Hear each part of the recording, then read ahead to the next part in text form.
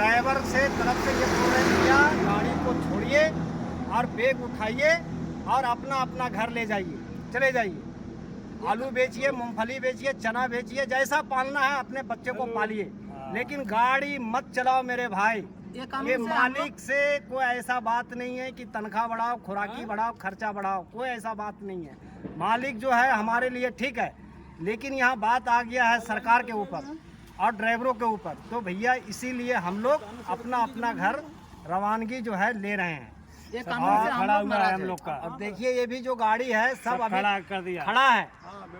तो भाई ड्राइवर कानून से हम लोग नाराज है, ये कानून से हम लोग नाराज है। ये कानून से नाराज है भाई। मालिक तो हमारे लिए हीरा है और ड्राइवर जो है मालिक के लिए हीरा है।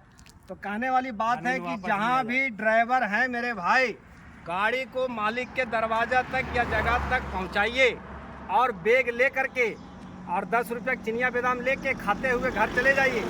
गाड़ी मत चलाओ मेरा भाई, गाड़ी मत चलाओ। जब तक ये कानून कुछ इसका रास्ता नहीं निकलेगा तब तक गाड़ी को नहीं चलाना है। बल्कि सिर्फ बड़ा गाड़ी नहीं, हर गाड़ी का ड्राइवर मैं बोल रहा हूँ कि गाड़ी को आप खड़ा कर दो मेरा भाई, गाड़ी को खड़ा कर दो। गाड़ी छोटा हो या बड़ा हो, बड़ा हो, सबके लिए एक ही नियम है ना, सब ड्राइवर के लिए एक ही नियम है, इसलिए सब ड्राइवर के लिए एक ही बात है। और जो इस कानून को पास होते हुए सोचेगा कि दूर चलने हटाओ ने, वो लंड चाट के उज्जर हो जाओगे। लास्ट हो गया, लास्ट।